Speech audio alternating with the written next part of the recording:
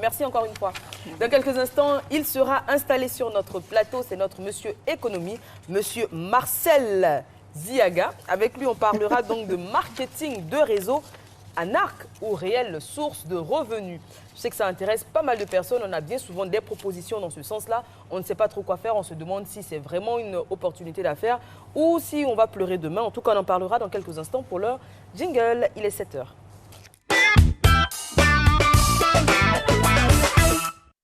Voilà un invité donc qui en appelle une invitée qui en appelle un autre, Gabriel Zani, avec qui on a été très heureux d'échanger. Aujourd'hui, nous sommes le 27 mars, vous le savez, la dernière semaine de ce mois de mars, le troisième de l'année se termine, ça commence aujourd'hui. Et puis nous allons rentrer donc dans le premier mois du deuxième trimestre de l'année. Donc le lundi, c'est économie. On a le grand plaisir de recevoir M. Marcel Ziaga pour parler bien sûr de marketing réseau, comme Eva l'a dit il y a quelques instants. Mais pour sous-tendre tout ça, voici le reportage. On se retrouve juste après pour entamer la discussion.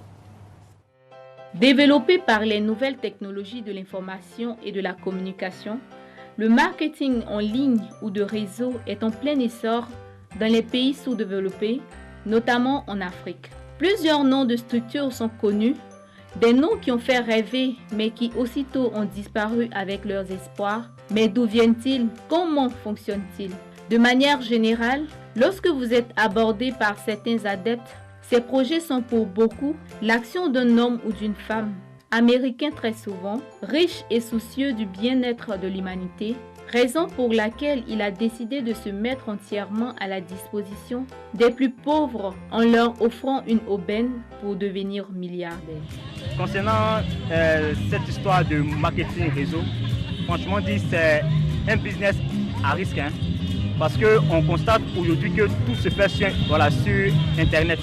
Bon, ton partenaire peut être dans un pays étranger et toi de l'autre pays, vous arrivez à faire des échanges monétaires via le réseau Internet.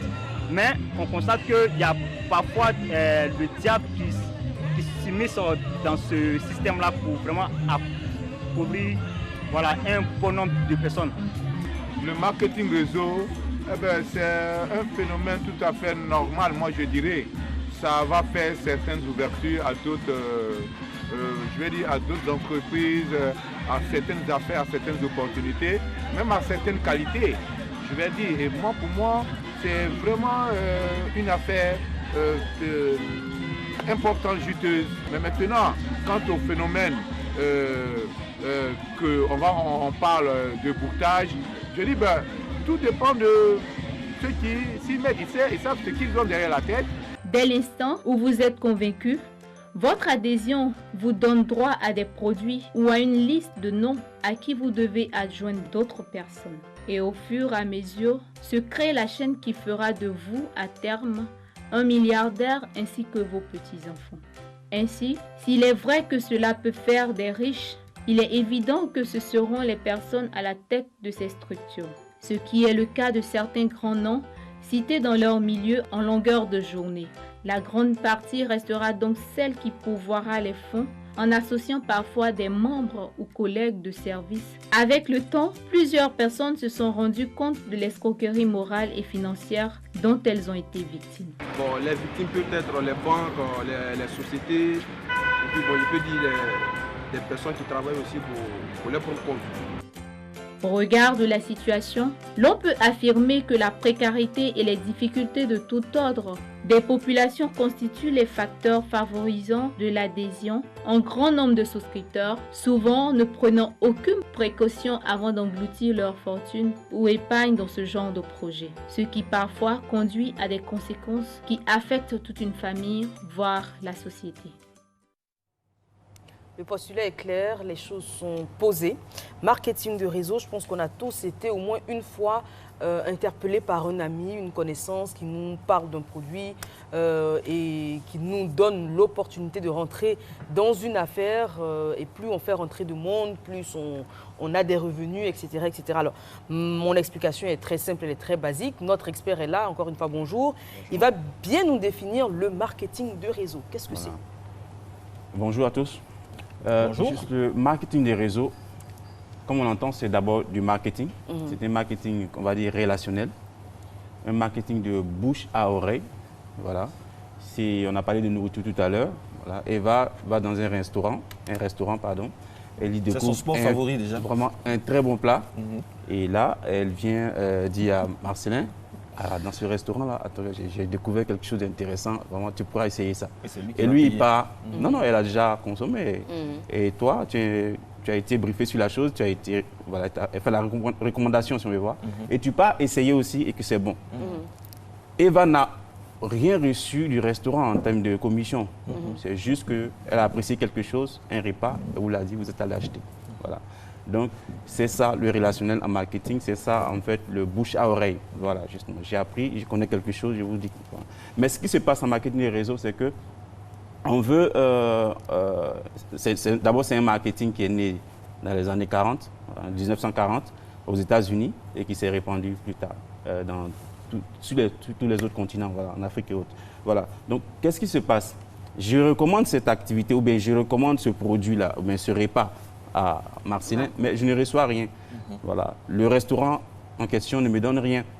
Donc, on s'est dit en marketing des réseaux qu'il faut que ça s'arrête comme cela, que celui qui recommande quelque chose reçoive au moins une commission. Voilà, il reçoit une commission. Voilà. C'est un produit d'une entreprise qui a été recommandé.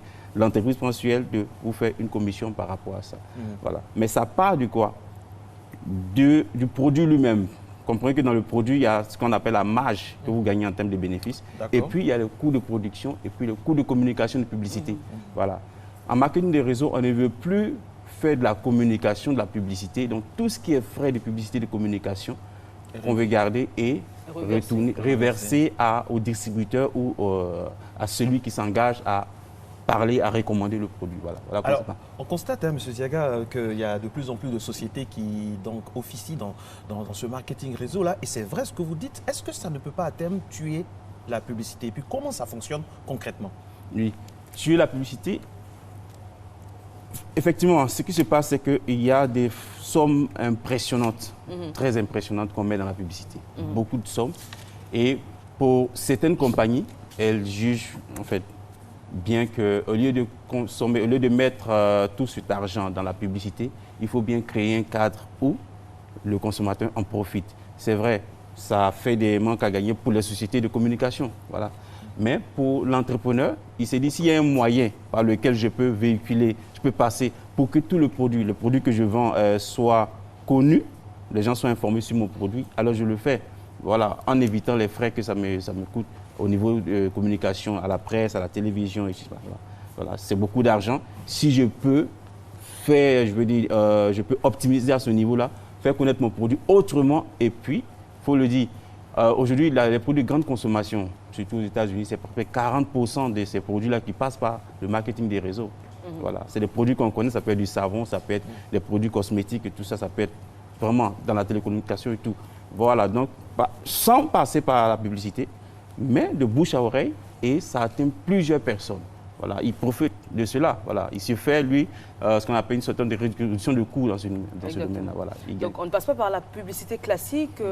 Chacun se fait le porte-parole, on dira, de l'entreprise et du produit. Donc, pour parler de fonctionnement et pour être très, je dirais très concret, je donne l'explication que je pense avoir, et si elle est mauvaise, surtout de m'arrêter et puis vous donner la bonne. Oui, alors, j'achète par exemple un produit, donc on va dire du savon, que je recommande à Marco. Oui. Alors, à chaque fois que Marco va acheter un savon, moi j'ai une partie sur ce qu'il aura acheté. Vous avez un compte au niveau de la structure qui vend ce savon. Et si Marco recommande le produit, on dira par exemple à la Sina, Marco a un pourcentage sur ce que la Sina aura acheté. Et moi, j'ai encore un pourcentage sur ce que la Sina a acheté. Donc, tous ceux qui rentreront, on dira par ma porte. Donc, comme si, jusqu'à ce qu'on atteigne 1000 personnes. C'est ce qu'ils vont appeler le marketing par palier, c'est-à-dire par niveau. Voilà, donc, tu fais entrer Marcelin, tu as une commission, peut-être 10%. Marcelin fait entrer quelqu'un d'autre. Ça, pour Marcelin, ça c'est le premier niveau, la première génération pour toi. Donc après, Marcelin trouve quelqu'un, ça c'est ta deuxième génération, et peut-être tu as 5% ou 2% sur celui-là. Voilà. Ainsi de suite. Mais ça peut se limiter. Il faut voilà, peut-être qu'on va parler des pièges qu'il y a. Il faut qu'il soit limité à un moment. Voilà, c'est pas que tous ceux qui vont venir, voilà. À un moment, il faut pouvoir limiter parce que ça va on va aller vers les pièges pour qu'on puisse comprendre. Et les banques, je rappelle que les banques utilisent aussi ce modèle de parrainage-là. C'est Voilà. un genre de parrainage. Les parrainages. Voilà. Est-ce que justement, est-ce qu'il n'y a pas d'arnaque, de piège dans cette activité? Dites-nous comment pouvoir les identifier et surtout les éviter. Oui. En matière de marketing des réseaux, il faut faire très attention. Il y a beaucoup de choses qui se disent et sur ce plateau, on revient, c'est parce que je suis éducateur financier et je reviens là-dessus. Il faut éduquer les populations sur ces questions d'argent très essentiellement. Voilà. Je répète encore et répète encore qu'il ne faut pas se laisser gagner par les pulsions, les émotions. On vient te présenter un produit, tu as ta tête pour bien comprendre, n'est-ce pas? Voilà, il ne faut pas te laisser gagner par tout ce qui est moins et merveille, les rêves qu'on te dit. Voilà, tu vas voir te présenter un produit avec un, je sais pas de nationalité, mais quelqu'un qui est arrêté à côté d'une voiture, un château, tout. Voilà. Comme dans un film mélodien où on pense que c'est le beau, c'est parfait et tout. Alors que derrière, voilà. Et on te dit peut-être tu veux travailler seulement 2 heures, de rien faire après, tu as 100 000 francs par jour. Voilà. Mais il faut prendre sa tête, il faut réfléchir, il faut comprendre que ce n'est pas possible. Ce n'est pas garanti en marketing des réseaux. Voilà, le revenu n'est pas garanti. Voilà, il y a des échecs, assez d'échecs. Et déjà en matière de statistiques, 90 à 98% de ceux qui rentrent, voilà les perdants en fait, sur 100%. Ah, voilà, donc c'est 98 90, 98. Voilà, donc on dit 2% qui réussissent. Comment ils font? C'est ce qu'il faut savoir. Vous êtes prévenus. Voilà. Bah oui. Donc, et ça, c'est pas une raison d'abandonner. Voilà. Qu'est-ce qu'il faut faire? C'est de chercher la bonne entreprise de marketing, le réseau, la bonne entreprise. Et ça, je peux le dire déjà, une entreprise qui a fait son chemin, 50-10 ans, bien minimum établi. 5 ans. Bien établi. Voilà, bien établi, que vous connaissez, vous avez côtoyé et tout, et qui est bien établi, qui est même dans votre pays, je pense que c'est mieux, au lieu de faire beaucoup de choses sur Internet, dans votre pays, vous connaissez le local, vous connaissez là où elle est située, vous pouvez m'aller jusqu'à demander le registre de commerce et tout ça, mais en tout cas, vous avez les éléments qu'il faut. C'est une entreprise qui a duré, parce que on parle de la durée parce que pour quelqu'un qui a fait 5 ans, 10 ans, on s'est dit que bon, c'est vrai qu'il peut disparaître, mais par rapport à quelqu'un qui vient d'arriver, plus celui qui vient d'arriver, un produit qui vient d'arriver, 2-3 jours ou 1 an, c'est déjà, il fait mi-part. Mais 5 ans, 10 ans dans un pays, on peut déjà, voilà. Il y a ce qu'on appelle le capital confiance, un produit qu'on vient te soumettre, voilà ce produit, et que toi tu achètes, qu'il faut revendre à quelqu'un d'autre pour avoir des commissions. Il faut s'assurer que d'abord, au niveau valeur, vous êtes en phase. Il faut savoir aussi que le produit, comme j'ai parlé de capital confiance, c'est un produit qui a une certaine renommée au niveau de ses utilisateurs. Voilà, ou bien la marque, même la société a une certaine renommée, c'est ça le capital confiance. Voilà, un peu comme des assurances en fait. Une assurance qui dit va vous assurer votre Mercedes, vos voitures et tout ça, mais qui n'a pas de siège. Vous voyez, la maison d'assurance n'a pas un siège authentique. Voilà, on ne dit pas que... Qu'est-ce qu'on dit souvent? Que l'habit ne fait pas le moine. Mais c'est au moine qu'on reconnaît la vie. Voilà, quand même. Voilà, c'est une assurance dont je dois pouvoir voir le siège, n'est-ce pas? Voilà, un bon siège, tout ça. Bon, en matière de produit, c'est comme ça également. Le produit est vendu, les utilisateurs le connaissent, on en parle, tout le monde le connaît bien avant de s'y engager. Aussi, il faut que ce produit-là appartienne exclusivement à cette structure. Je veux dire, qui a le droit de vendre ce produit sur les... Vous pouvez avoir plusieurs produits concurrents, mais ce type de produit particulièrement, c'est pour cette société de marketing et réseau. Ça, c'est pour l'avantage concurrentiel, voilà. D'accord. Voilà, cela. Donc, on pourra revenir sur alors, donc, comment éviter, donc vous l'avez dit, éviter les sociétés qui viennent à peine de naître, qui n'ont pas pignon sur rue, qui n'ont pas de siège, par exemple, dans le pays où vous vivez. Ce sera beaucoup plus compliqué pour les réclamations. Est-ce qu'on peut vraiment se faire des revenus dans le marketing de réseau si on n'a pas un grand carnet d'adresses? Parce que de ce que je comprends, il faut connaître beaucoup de personnes, ou du moins il faut être disposé à faire peut-être même du porte-à-porte, pour pouvoir toucher un grand nombre de personnes. Voilà. C'est ça, quand vous allez vers le marketing des réseaux, effectivement, on peut se faire du revenu. Vous êtes patron de vous-même, vous organisez votre temps. Voilà. Mais il faut savoir qu'en y allant, il faut être disponible, en fait. Il faut être disponible. On peut le faire à mi-temps, on travaille quelque part, on le fait à mi-temps, mais il faut être disponible. Il faut avoir du temps d'aller vers les gens, leur parler de ton produit. Il faut savoir aller à la formation. Il ne faut pas juste qu'on vienne te dire, voici un produit qu'on vend. Si tu le vends à 1 personne, 2 personnes, tu auras des commissions, tu seras milliardaire. Non, d'accord, c'est un produit qu'on doit vendre. Est-ce que j'ai les notions marketing? Je suis un bon vendeur? Voilà, il ne faut pas se faire d'illusions. Voilà, pour avoir les revenus, pour avoir de l'argent, il faut savoir vendre un produit. est-ce que tu sais le vendre? Donc, prends la peine de te former, c'est très important. Tu te formes à ce qui est marketing, à ce qui est vente. Et alors, votre technique de vente, c'est très important. Mais des gens sont abordés, on leur parle d'un produit, déjà on leur dit qu'est-ce que tu vas gagner, telle voiture, telle maison et tout. Il est dans un rêve et il s'y lance, il achète un produit. Mais pour tout commencer, il faut savoir quel produit tu achètes. Est-ce que ce produit-là apporte une valeur ajoutée?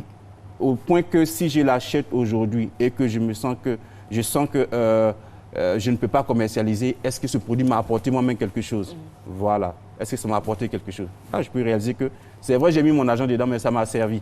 Mais un produit qui ne m'apporte rien, qui est sans qualité et je l'ai chez moi, seulement je le mets dans la maison et je regrette et je ne sais pas. Je ne sais pas commercialiser, je ne sais rien faire. J'ai perdu. Voilà. Donc, un produit à valeur ajoutée, très fort. Un produit de qualité, voilà, au point que si je ne peux pas commercialiser, ça m'apporte quelque chose moi-même, c'est très important. Voilà, je n'ai pas investi pour rien. Je rappelle que les téléspectateurs sont appelés à réagir et ils le font bien. Il y a M. Soya qui pose la question suivante. Alors, par palier, ça se fait par palier. À un moment, est-ce qu'on n'est pas saturé? M. Soya qui nous pose la question, qui est à Abidjan. Oui. Par palier, effectivement, comme tout à l'heure on l'a dit, voilà, vous invitez une personne, cette personne invite une autre personne. Voilà. D'autres peuvent aller à 2, 3, 4 générations. À quel moment on arrête? Voilà, tout à l'heure, je disais qu'il faut savoir, pour la société de marketing le fait, de trouver un temps. Et beaucoup de sociétés, qu'elles se font, elles font, tu as la commission, c'est vrai, tu es rémunéré à la commission. Il faut t'assurer que cette commission est régulière, voilà, c'est chaque semaine, pas de complications dans le paiement. Quand ça commence à se compliquer, comprends qu'il y a quelque chose. Chaque semaine, tu as ton argent. Ouais. Il faut c'est très important. Oui. Là, on sent qu'on parle ça, c'est très important. Oui. C'est une affaire de voilà. Chaque semaine, vous avez dit chaque semaine, le monsieur se pointe, il faut qu'il ait son argent. Ou bien c'est viré, ou bien un relevé de commission, tranquille. En tout cas, voilà. Quel que soit le moyen, il faut voilà, que ce soit il faut ça. Assurez-vous. Quand il commence à avoir des complications, non, ils n'ont pas payé, ça commence à devenir bizarre. Voilà. Donc, on était sur la question de savoir par palier. Donc, après les commissions, il y a ce que j'appelle des bonus. Les bonus, c'est tout ce qui vont sortir sur l'ensemble des ventes et un pourcentage qu'ils vont vous faire parce que vous avez été vraiment quelqu'un qui a apporté beaucoup d'affaires et tout. Et ce bonus-là, effectivement, ça donne droit à des cadeaux, on peut dire, en nature. Voilà, des téléphones, des voyages et tout ça, comme elle a cité. Et même à des niveaux. On peut dire peut-être tu as envoyé 10 personnes au premier niveau, peut-être tu es durant argent, voilà, or, diamant. Voilà, ils ont des platines et tout ça. Voilà, c'est par rapport à tous les niveaux que tu te fais. Premier niveau, deuxième niveau, tu as des personnes au troisième niveau, quatrième niveau, par rapport à ça qu'on peut échelonner pour te classer dans un niveau donné. Voilà. Mais il faut comprendre qu'à un moment, il doit y avoir une limite au niveau des niveaux. Il ne faut pas qu'une entreprise se dise que non, tu peux envoyer autant de personnes et aller à plusieurs niveaux et avoir des pourcentages à n'importe quel niveau. Ça, ce n'est pas juste. Voilà. Alors, on a l'impression, c'est la mienne en tout cas, que des personnes qui se sont lancées en premier dans le marketing de réseau, ce sont les personnes qui en bénéficient aujourd'hui. Parce qu'on se dit que finalement, tout le monde veut tellement y être, tout le monde veut tellement bénéficier des avantages mirobolants, c'est vrai qu'ils font rêver. Tout le monde y entre et finalement, quand vous vous retrouvez à aller vendre un produit à quelqu'un, il dit « mais moi je suis déjà dans le marketing de réseau et je cherche également des clients ». Donc finalement, on a l'impression que le marché est saturé. Que les premiers ont eu plus de chances, que là, ce n'est pas la peine d'y entrer en fait. Qu'est-ce que vous en pensez? Oui, ça, effectivement, c'est ce qui se passe, le phénomène de saturation. Ça, c'est clair. Le marketing des réseaux, on l'a dit, c'est marketing relationnel. Tu vas commencer par ta famille. Voilà, je vends un gobelet.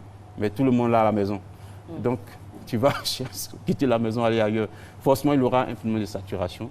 Et c'est vrai que ça peut exister, mais tu peux toujours étendre ta famille, tu peux des amis et aller plus loin. C'est un marketing qui est global et qui avance. C'est le monde entier. Tu peux même faire tes plannings en appelant des gens à l'extérieur, voyager. Beaucoup de personnes qui sont dedans que je connais voyagent. Voilà, ils ont des clients, pas forcément en Côte d'Ivoire, mais dans d'autres pays. Voilà. Mais ce qu'il faut savoir, un piège à éviter, c'est ce qu'on appelle la vente pyramidale. La vente pyramidale, c'est un marketing des réseaux qui a en son sein une méthode pyramidale. C'est quoi? Forcément, tu ne verras pas de produits. Ils ne vendent aucun produit. On peut parler d'un produit, mais c'est de façon fictive. On ne voit pas le produit. Il faut s'assurer qu'il y ait un produit et un produit de qualité qui a de la valeur ajoutée. Mais des gens vont vous proposer des choses et tu ne verras pas des produits. Vous passez de l'argent, voilà. C'est sûr que tout ce que vous passez comme argent arrive à celui qui est en haut. Donc toute la base travaille pour celui qui est en haut. Il a tous les sous, voilà, les pourcentages de tout ce que vous envoyez et vous, à un moment quand vous êtes découragé, toute cette pyramide-là s'écroule. Voilà. Donc c'est ce qu'on appelle la méthode pyramidale qui est très. Donc assurez-vous que là où vous partez, ce n'est pas comme ça que ça fonctionne. Voilà. D'accord. Il y a une question de M. Kwame. N'oubliez pas le hashtag et puis tout ce qu'il faut pour nous contacter. Même après, on peut vous répondre sur le site internet ou bien sûr tous les démembrements au niveau réseaux sociaux de notre émission. M. Kwame de Trècheville, je me méfie du marketing réseau parce qu'il y a trop d'arnaques. Donnez-nous pratiquement les pièges à éviter. Et puis, quand il y a un problème, comment on arrive à le résoudre à la justice? Quand, par exemple, le siège social de l'entreprise est en Chine ou dans d'autres pays très lointains. Question pratique. Point pratique. Comprenez que, en fait, tout à l'heure j'ai dit quoi? Que la société, il faut assurer qu'elle a un siège chez vous, elle a au moins une agence chez vous, pour éviter tout ce qui est problème au niveau d'Internet. Voilà. Il ne faut pas qu'elle soit quelque part d'autre où on te dit d'envoyer de l'argent par transfert ou par quoi. C'est sûr que tu ne peux pas maîtriser sur Internet. C'est vrai que tu auras un back-office, une sorte d'interface avec eux, mais tu ne maîtrises pas tout ce qui est derrière. Absolument. Voilà, concrètement. Donc, ce qu'il faut faire, comme j'ai dit, il faut s'assurer que cette structure existe, ou au moins elle a quelques représentants sur place, voilà, des gens qui ont fait leur preuve sur place que tu as. Et vraiment, si tu ne maîtrises pas les questions d'Internet, les questions de marketing, de virement sur Internet, tout ça, il faut éviter carrément la chose. Il faut éviter. D'accord. Il faut éviter. Donc ça, c'est un piège déjà à éviter. Si la société dans laquelle vous voulez rentrer, on dira ça comme ça, n'est pas représentée à Abidjan ou dans le pays dans lequel vous vivez. Mais il parlait tout à l'heure aussi des réclamations. Voilà. En cas de litige. Voilà, des réclamations. Je pense que c'est important de savoir. Un marketing des réseaux, une société qui vous dit qu'il faut que vous invitez quelqu'un à prendre part. Et que quand cette personne entre dans le réseau, cette personne paye paye quelque chose, un droit d'inscription. Déjà, ça, c'est pas bon. Voilà, parce que vous faites du recrutement et devant la loi, quand on recrute, on ne paye pas. Voilà des éléments sur lesquels vous pouvez appuyer pour aller en justice. Mais comme j'ai dit, ce serait difficile d'aller vers une structure qui n'a même pas de représentation ici et commencer à mener, je ne sais pas combien de fois, des procès, tout ça, c'est compliqué. Voilà pourquoi j'insiste là-dessus, pour qu'il y ait au moins une représentation des personnes que vous connaissez, une maison de représentation, un petit siège, c'est très important. Parce qu'après, ça devient compliqué de savoir, ils sont au Brésil, ils sont en Chine, comment avoir recours, ce sera très compliqué. Alors, Monsieur Ziaga, conseil pratique pour ceux qui veulent s'y lancer. Après tout ce qui a été dit, certains, vous l'avez dit, on peut réellement se faire des revenus à condition de travailler fort, de travailler dur. On peut avoir son occupation, son activité quotidienne et le faire à mi-temps ou alors on le fait à plein temps. Mais dans ce cas-là, quels sont les conseils pratiques pour réussir dans le marketing de réseau? Voilà. Le marketing de réseau, c'est d'abord une affaire, n'est-ce pas? C'est un travail, n'est-ce pas? Ceux qui s'y lancent doivent le comprendre. C'est du boulot. Ce n'est pas que tu vas aller t'asseoir à la maison chez toi, ne rien faire, ou bien tu as 2 heures pour travailler et le reste, l'argent vient. Non? C'est bien souvent, c'est ce qui est voilà, vendu. C'est ce qu'on met en avant. Mais il faut comprendre que c'est du boulot. C'est vrai que tu es maître de toi-même, mais tu t'organises. 10 heures de temps, 8 heures de temps, travailler normalement pour avoir des fioles. Voilà. Et coacher ces fioles-là pour avoir d'autres fioles à leur niveau. Donc c'est tout un travail que ça demande, de la disponibilité, vraiment de l'organisation. Voilà. On a des amis qui l'ont fait et qui s'en sortent très bien, qui sont des managers et qui réussissent leur activité. Mais ils ont pris conscience que c'est des choses où on peut faire des erreurs, c'est une activité où il faut de la disponibilité, ils l'ont compris. Il faut aussi que vous allez comprendre que les sociétés de marketing font ce qu'on appelle du développement personnel, beaucoup de développement personnel, pour motiver, préparer les gens. Voilà. Donc c'est une activité qui demande d'être personnellement, au niveau caractère et tout ça, avoir les éléments, les techniques qu'il faut pour avancer. C'est très important. Donc il ne faut pas s'y lancer en ayant toi-même des handicaps au niveau de cette chose-là. C'est très important. Alors, il y a des gens aussi qui nous interpellent. Parfois, on vous envoie des messages par rapport au téléphone, des mails, tout ça. On vous convoque à une grande réunion avec des centaines de personnes. Et le produit n'est même pas dévoilé. Voilà. Il n'est même pas tangible. Il y a des gens qui sont là, on parle, on fait des conférences, on envoie toujours une personne qui parle anglais ou une personne, en tout cas une personne un Européen ou bien une Européenne pour mystifier les gens. Et puis après, Voilà. Plouf, Très plus rien. important. Et bien souvent, à la de fin, il y a pas- un petit cocktail. Un petit cocktail Toujours très bien délicieux. achalandé, Mais tout ça, on c'est aime bien manger. Voilà, c'est ça. Pour avoir des gens avec eux. Donc, effectivement, on a parlé qu'il y ait une petite représentation des personnes qui sont au devant de l'activité que vous connaissez, qui sont là. Il y a aussi le fait qu'on va vous miroiter quelqu'un. Effectivement, on va présenter quelqu'un. Et bon, il arrive même parfois que vous ne voyez jamais cette personne-là. Franchement. Et quand tu es à Un genre de Korogo, gourou. si c'est à Korogo, Qu'on fait on vous dira par que non, la visioconférence. personne à San Pedro, elle a réussi, elle a eu 5 millions en 3 jours. Tu es à San Pedro, la personne est à Mans. Vous voyez, si vous allez à Mans, on ne verra jamais. Alors, quand tu vas faire tout ce tour, on dira qu'elle est au Brésil et tout ça. Donc, tu ne sais pas. Donc, dans ta recherche aussi, il faut concrètement rencontrer des personnes. De façon tangible, concrètement. Concrètement. Faut faire sa Et si petite enquête. tu n'es pas sûr, tu n'y rentres pas. C'est de l'argent qu'on met dedans, donc on réfléchit. Mais après, en même temps, faire sa petite enquête, c'est bien beau. Mais quand on me dit, par exemple, M. Govoy a gagné, je ne sais pas moi, 27 millions. Parce Amen. Aujourd'hui, on est Vous le pouvez 27. le redire? Oui, M. Govoy a gagné 27 millions en 4 jours. OK, mais comment je vérifie? Je ne connais pas M. Govoy, je ne sais pas où il est. Comment je vérifie que l'information est vraie ou fausse? Ici, effectivement, j'ai parlé de savoir que la société existe. En Côte d'Ivoire, on a des sociétés qui existent. Vous pouvez mener des enquêtes dessus. Et pas beaucoup, vraiment. Il y a des personnes qui sont là, je n'ai pas cité de nom, qui sont là, que vous pouvez rencontrer, aller avec eux à leur agence et sortir les relevés les commissions.